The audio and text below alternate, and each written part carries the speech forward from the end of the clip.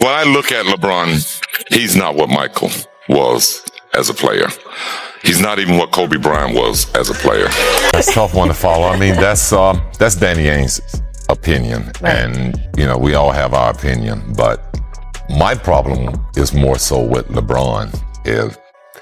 If you are the greatest player, if people are saying you are the greatest player, or if people are saying Michael Jordan is the greatest player, why do you need to say it? Right. Scottie Pippen just reignited one of the most toxic debates in basketball history after defending Michael Jordan and taking a direct shot at LeBron James by basically saying something a lot of old-school NBA players still believe deep down. LeBron never had the same killer mentality that Jordan had.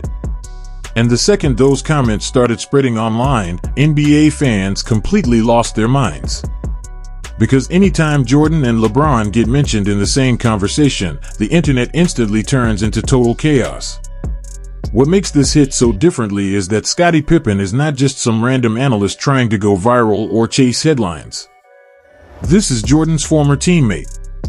This is the guy who stood right beside him during the Bulls dynasty and witnessed firsthand what Michael Jordan was really like behind the scenes when the cameras were not rolling. He saw the practices, the non-stop trash talk, the obsession with winning, and the pressure Jordan put on everybody around him. He saw how Jordan mentally attacked teammates and opponents alike. So when Pippen starts talking about mentality, fans listen in a completely different way. Even people who disagree with him still understand that he actually lived through that era. He experienced it up close. And according to Pippen, there is still a huge difference between being great and having that true killer instinct that defined Michael Jordan's career. For Michael Jordan. Okay. But statistically, LeBron James is a better basketball player. And here's why. He fills the stats up across the board, night in and night out. You're talking about a kid who can easily average a triple-double if he chooses. Now obviously, the second Scottie Pippen made those comments, it instantly turned into Michael Jordan fans versus LeBron James fans all over again. That debate never stays calm for more than 5 minutes online. But the reason Pippen's comments hit so hard is because this conversation has never really been about stats alone. LeBron supporters can point to the longevity, the all-time scoring record, the assists, the finals appearances, and the unbelievable consistency across more than 2 decades. Jordan fans immediately counter with the 6 championships, 6 finals MVPs, the undefeated finals record, the scoring titles, and the psychological dominance he seemed to have over the entire league. But whenever old-school players defend Jordan, they almost always come back to one thing: mentality. That dark competitive edge. That obsession with destroying whoever stood in front of him, no matter who it was. And honestly, that is where this debate becomes way more emotional than statistical. Here's the part most people do not talk about enough. A lot of former players genuinely believe fear played a huge role during Jordan's era. Not just respect, actual fear. Opponents walked onto the court already mentally drained because they knew Jordan was trying to embarrass them personally. Over the years, we have heard endless stories about MJ creating fake grudges in his head just to motivate himself. Teammates have talked about practices feeling harder than real NBA games because Jordan refused to let anybody relax for even a second. That mentality became part of the entire myth surrounding Michael Jordan. He turned basketball into psychological warfare. And when Scottie Pippen says LeBron never had that same killer instinct, what he is really saying is that LeBron approached greatness in a completely different way. Put him number one is because there was too many times earlier in his career where he didn't have that assassin's mentality. So we look at Jordan and we look, first of all, he's 6-0 in NBA finals. You never looked at MJ and said in a championship series, he didn't get it. And honestly, this is where the debate actually becomes interesting instead of just toxic fan arguments online, because LeBron James and Michael Jordan led in completely different ways. LeBron's style has always been about empowering teammates. He wants chemistry, ball movement, trust, and everybody feeling involved in the game.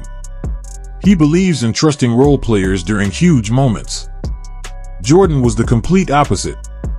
Jordan wanted to mentally break people and drag them to championships through pressure, intensity, and intimidation. We have heard endless stories about teammates being genuinely terrified of disappointing him. Some players respected that approach, some absolutely hated it, but everybody felt it. That edge became permanently attached to Jordan's identity and legacy. This is where the conversation gets tricky though, because killer mentality is one of the hardest things in sports to define objectively. Fans hear that phrase and instantly think about clutch shots or screaming at teammates, but it is way more complicated than that. LeBron has hit massive game winners. He has dominated elimination games. He has carried insane pressure since he was basically a teenager entering the NBA spotlight. That is mental toughness too. But older players often define killer instinct differently. To them, it is about domination. Emotional ruthlessness. Making opponents feel hopeless before the game is even over. And that is something Jordan specialized in better than almost anybody the league has ever seen. And let's be honest, the timing of Scottie Pippen saying all of this makes the reaction even crazier because his relationship with Jordan has been complicated for years. After The Last Dance came out, there was a period where people genuinely thought Scottie resented how he was portrayed in the documentary. He publicly criticized Jordan multiple times afterward, and fans started wondering if their legendary partnership was permanently damaged. So now seeing Pippen suddenly defend Jordan again while taking a shot at LeBron's mentality grabs attention immediately because people did not expect him to jump back into Jordan's corner this aggressively. What's it like to guard Mike? Mike, you mean Black Jesus? The level of fear that he inspired in others was insane. Who'd you enjoy talking smack to? Everybody. Was there anybody that you kind of avoided talking smack to because if you did, your spirit got bigger and they wanted to beat you, or? Michael Jordan. You don't want to mess.